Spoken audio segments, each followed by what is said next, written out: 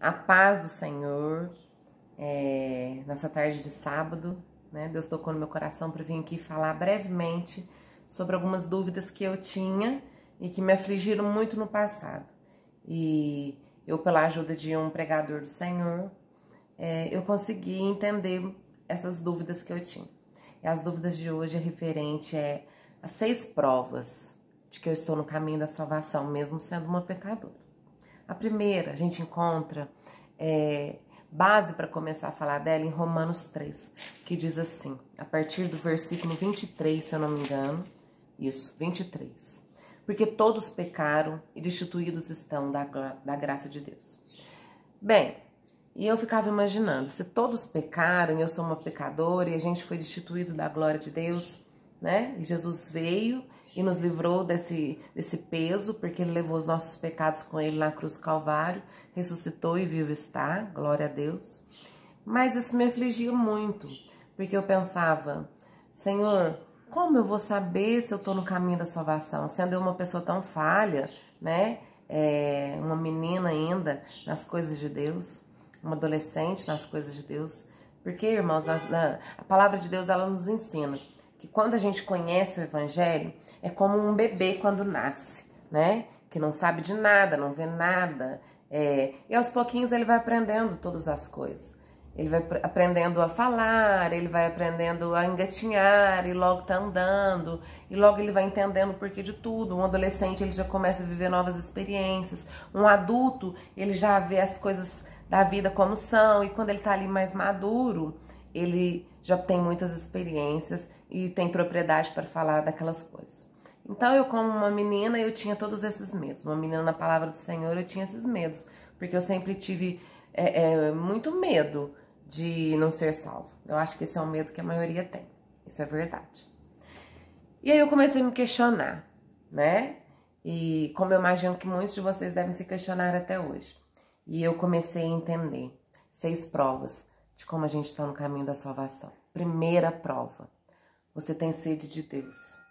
Se você é como eu, mesmo estando no pecado, né? Mesmo estando no mundo, nas aflições do mundo, cheio de falhas, você tem um desejo por Deus muito forte, né? Aquele desejo, você nunca ouviu, você nunca viveu uma experiência de ouvir uma voz do além, alguma coisa do outro mundo, mas você deseja a Deus. Em Romanos 3, capítulo 23, conforme a gente já leu, todos pecados e destituídos estavam na graça de Deus. Mas por Jesus, em Jesus, somos mais que vencedores. Essa é a primeira prova. Você tem sede de Deus? Eu tenho muita sede do meu Senhor. Segunda prova. Depois de você ter sede de Deus, você tem horror ao pecado, nojo. O pecado te traz nojo. E preste atenção, não é que o pecado te traz nojo e você não peca. A gente pode entender isso desde o primeiro texto bíblico que a gente leu, todos pecaram, e o que a gente vai encontrar em 1 João, capítulo 1, versículo 8.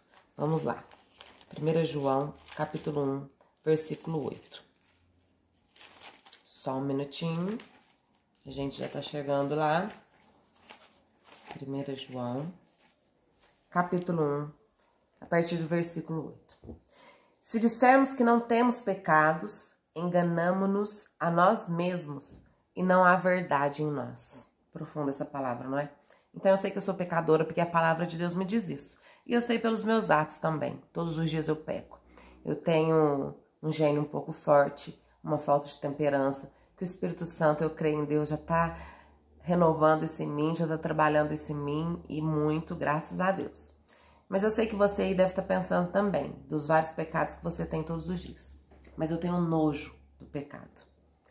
Isso não significa que eu não peco. Significa que quando eu tenho nojo do pecado, eu tenho nojo quando eu peco. Eu me arrependo, eu erro, eu faço algo que desagradou a Deus e ali vem aquele arrependimento genuíno. Eu falo, Senhor, Senhor, mesmo ninguém sabendo que eu pequei, mesmo ninguém sabendo que eu cometi aquilo, eu tenho vergonha. Eu sinto vergonha de ter pecado.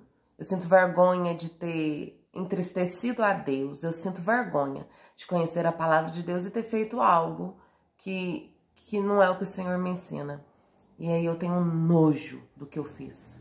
E eu procuro não fazer mais. Mesmo sabendo que amanhã ou depois de amanhã, por ser pecadora, né? Por estar aqui nessa carne que me faz pecar, eu venho a cometer vários outros pecados. Mas eu sinto nojo do pecado que eu cometo. Eu sinto nojo dos pecados que eu vejo contra o Senhor. Eu tenho pavor, horror. Então a gente vai ler o segundo texto, em Ezequiel 36, 25. Pecar, irmãos, todos nós pecamos. Agora, não se envergonhar quando a gente peca é sinal de que a gente não tá no caminho certo. Porque quando a gente conhece a Cristo verdadeiramente, em espírito e em verdade, a gente tem vergonha de fazer as coisas que a gente sabe que desagrada a Ele. E eu não tô falando de remorso. Remorso é aquele sentimento que você tem quando você faz algo de errado e alguém te confronta, alguém viu, né? Você foi pego em flagrante e alguém te confronta e você justifica. Ah, todo mundo faz isso? Ah, eu sou carne, eu sou pecadora, eu não sou Jesus Cristo. E outras tantas justificativas que a gente dá. Ah, mas também eles provocaram. Ah, mas também ficou muito difícil pra mim. Ah, mas também eu tô muito estressada, eu preciso, né? Eu preciso voltar a mim. E esse som que vocês estão ouvindo é do alto-falante da igreja. Mas eu não vou parar o vídeo porque ele já me fez parar 2 vezes. Então vamos lá, continuar. Acho que tá dando pra todo mundo me ouvir. E a gente vai achar aqui em Ezequiel 36, a partir do versículo 25. O Senhor fala assim: então vós lembrarei dos vossos maus caminhos e dos vossos feitos, que não foram bons, e tereis nojo em vós mesmo das vossas iniquidades e das vossas abominações. Então aqui fala que a gente vai nos lembrar do que a gente fazia antes, agora que eu já tenho sede de Deus e agora que eu sei que eu me envergonho dos pecados que eu faço contra Deus. A palavra de Deus nos prova isso em Ezequiel 36, 25. Que nós nos lembraremos do que fazíamos antes, lembraremos daquilo que a gente pecou e envergonhou-nos, né? E teremos nojo. Aqui, ó. E tereis nojo em vós mesmos das vossas iniquidades. Esse é o segundo grande sinal de que a gente está no caminho da salvação. Então a gente vai para o terceiro. Terceiro sinal é você ter um desejo profundo em se aprofundar nas coisas de Deus. Isso aqui que eu tô fazendo agora é novo para mim, né? Eu sinto desejo de saber mais de Deus. Eu sinto desejo de entender mais a vontade de Deus. Eu sinto muito desejo em descobrir o que Deus quer pra mim, o que Deus tem na minha vida, os mistérios que Deus quer que eu desvende, né? A obra dele no nosso caminho. Eu tenho muito desejo em saber mais, eu não quero ficar mais só num alimento líquido, eu quero passar para o alimento sólido na palavra do Senhor. A gente vai ver isso aqui, ó, em Jeremias 29, 11. Quero ser mais breve, para não ficar tão longo o vídeo. Jeremias 29, 11. Porque eu bem sei os pensamentos que tenho a vosso respeito, diz o Senhor, pensamentos de paz e não de mal, para vos dar o fim que esperais. Então me invocareis, e ireis, e orareis a mim, e eu vos ouvirei, e buscar-me-eis, e me achareis, quando me buscardes com todo o vosso coração. Eu tenho um desejo de buscar a Deus. Eu tenho um desejo de saber mais de Deus. Eu tenho um desejo de descobrir os segredos maravilhosos que a gente tem na palavra de Deus. Quarto, vamos lá, para o quarto sinal de que a gente está no caminho da salvação.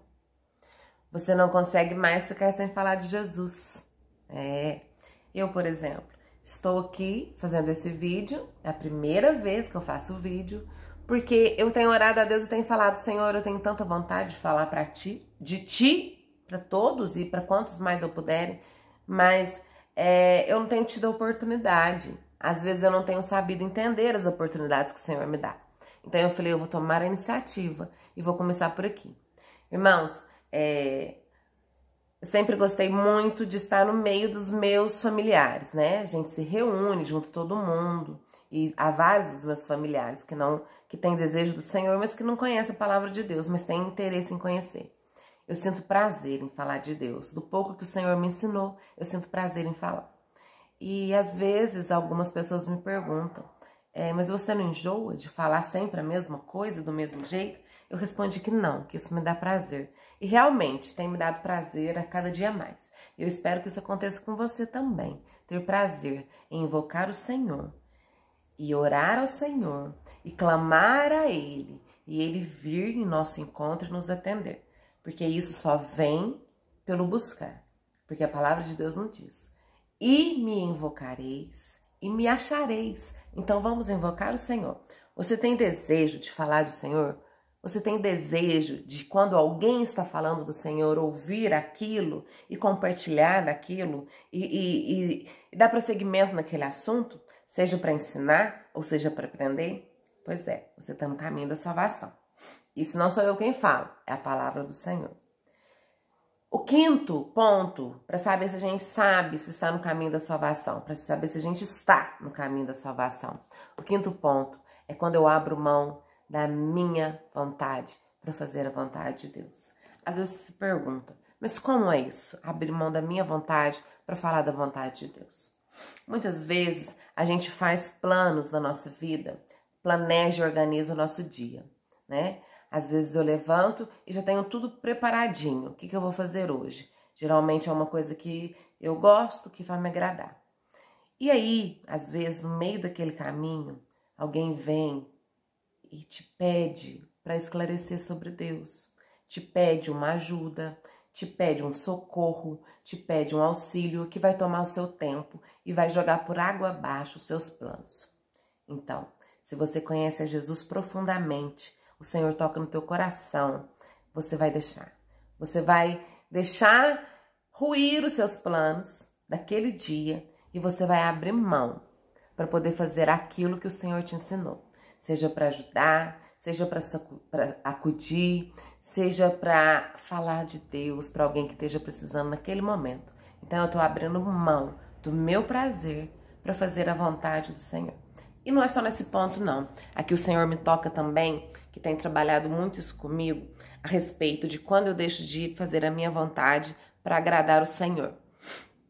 Como eu disse no começo do vídeo, eu tenho um gênio um pouco forte, se é essa palavra, né? Eu sou uma pessoa, assim, geniosa no sentido de não conseguir guardar para mim o que eu tenho para falar a respeito de determinado assunto naquele momento. Eu sou uma pessoa que fala espontaneamente na cara. E isso incomoda, porque as pessoas falam que gostam de ouvir a verdade, mas não é verdade. Elas gostam de ouvir o que elas gostam de ouvir. E eu tenho aprendido, e tudo isso que eu disse é para exemplificar, que no passado, antes de conhecer Jesus de espírito e em verdade, eu não levava desaforo para casa. Essa é a palavra que eles usam, né? As pessoas me irritavam, me ofendiam, fazia algo que eu via nitidamente que era um ato que me incomodava, às vezes propositalmente, às vezes por falta de conhecimento. Eu ia ali e eu começava a debater com aquela pessoa. E se aquilo se transformasse numa briga, numa discussão, eu seria a última a calar a boca. Eu não iria embora enquanto a última palavra não fosse a minha. A dona da razão. Isso daí me causava um pouquinho de problema. E com Jesus e em Jesus, eu aprendi a controlar isso em mim. Tenho aprendido, né? Porque a gente é uma insistente evolução após a gente conhecer Jesus, todos os dias mudando um pouquinho mais e todos os dias em Jesus sendo uma nova criatura. Eu tinha uma certa dificuldade. Hoje, isso já não é tão difícil para mim. Às vezes, um pouquinho, mas nem perto do que foi um dia. Hoje, eu ouço coisas que não são verdadeiras ao meu respeito de pessoas que eu ajudei muito. Ou que pelo menos, se não ajudei, não atrapalhei em nada. E isso me magoa, me deixa triste, me ofende. E lá na minha cabeça eu tenho todas as respostas, eu tenho todos os argumentos para falar com aquela pessoa que ela está errada. E o porquê que eu acho que ela está errada. Mas em Jesus eu aprendi que não. Eu aprendi que não vale a pena. Que a gente tem que levar desaforo para casa sim. Leva, entrega nas mãos do Pai, entrega nas mãos de Deus. Mas não pede a Deus vingança, porque Deus não é esse tipo de Deus que vai lá e vinga a bel prazer daquele que o pede. Não, não é isso que ele faz. A palavra de Deus diz, não vos vingueis de ninguém, porque a vingança pertence ao Senhor. Se aquela pessoa errou, Deus vai tratar com ela do jeito que ele acha que deve tratar, do jeito que ele acha que deve corrigir um filho. Porque aquela pessoa não é menos filha de Deus do que eu, muito pelo contrário, né? Ela é tão filha de Deus quanto eu, às vezes ela é uma filha que precisa de mais cuidados do Senhor do que eu. E o Senhor vai ali tratar com ela, não para vingar o que ela fez comigo, mas para transformar ela numa nova criatura. Hoje eu consigo entregar nas mãos do Senhor e ainda orar por aquela pessoa, mas eu oro com sinceridade. Eu falo, Senhor, tu sabes que eu não quero orar por ela, que agora no meu coração o que eu tenho é mágoa, ressentimento e uma certa vontade de ir lá e pá, mas eu não quero que o Senhor faça mal com ela. Eu quero que o Senhor transforme aquela vida. Eu quero escolher orar por ela e que Deus possa abençoar a vida dela. Quando eu faço isso, para quem me conhece sabe que é verdade, eu estou deixando a minha vontade para fazer a vontade de Deus. E por Deus, porque pela minha vontade as coisas seriam bem diferentes. Mas por Jesus e com alegria, eu deixo de fazer a minha vontade e faço a vontade do Senhor. E eu tenho sido prova de que isso traz bons frutos, que não é uma coisa ruim. Ao contrário, isso faz a gente perceber o quanto éramos infantis na fé, quanto éramos imaturos. Então, continuando o vídeo, vamos para frente. O sexto e o último sintoma que a gente está no caminho da salvação. Eu desejo por Jesus e principalmente pela sua volta. Esse é um sinal de que você está no caminho da salvação. Se você deseja Jesus, se você deseja rever o Cristo, ver, né? Se você deseja que ele volte logo, que você quer ouvir o som da trombeta, você quer ver o céu se abrindo, o Senhor vindo às nuvens, ao seu encontro e para te buscar, isso é um sinal que você está no caminho da salvação. Se você tem medo, você chegou até os 5, mas ainda tem medo da salvação, assim como eu confesso que ainda tem um pouquinho, a gente tem que se aprofundar mais nas coisas de Deus, porque não é isso que a palavra nos diz que devemos ter. Ao contrário, a gente deve se alegrar para estar com o nosso Senhor, porque Ele nos diz, irei para o Pai, mas estarei com vós todos os dias. Então a gente tem que ter desejo de estar com Ele, com o nosso Salvador. Claro, a gente teme porque a gente nasceu nessa vida, a gente tem os filhos, a gente tem planos, a gente tem os netos, tem as pessoas que a gente ama, e a gente às vezes se preocupa não só por nós, mas por eles também. Mas não é isso que a palavra ensina. A palavra ensina que eu tenho que ter desejo por Jesus e desejo pela sua volta. A gente vai encontrar um pouco sobre isso em 2 Timóteo, capítulo 4. Vamos lá. 2 Timóteo, capítulo 4.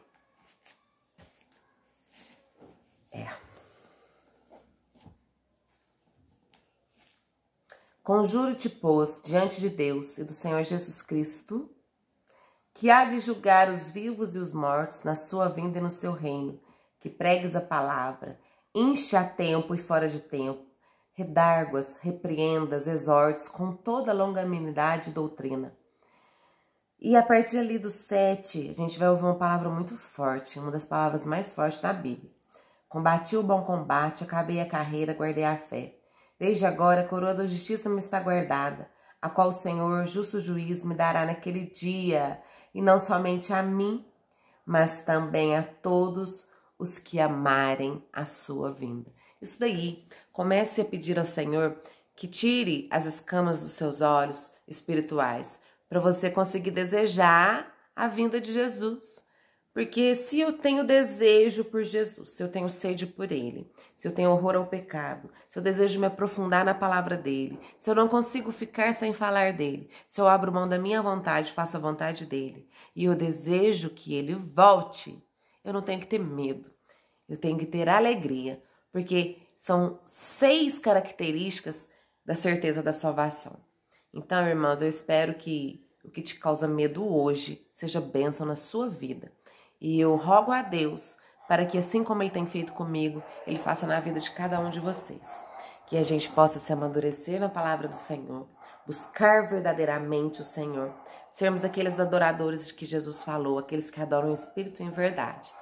Deixe de fazer a nossa vontade quando é necessário fazer a vontade do Senhor. E principalmente, que desejemos a sua volta. É isso que eu desejo para você e para mim, né? Que a gente consiga ter esse desejo todos os dias. Que o Senhor Jesus volte, porque aí estaremos com Ele onde Ele for.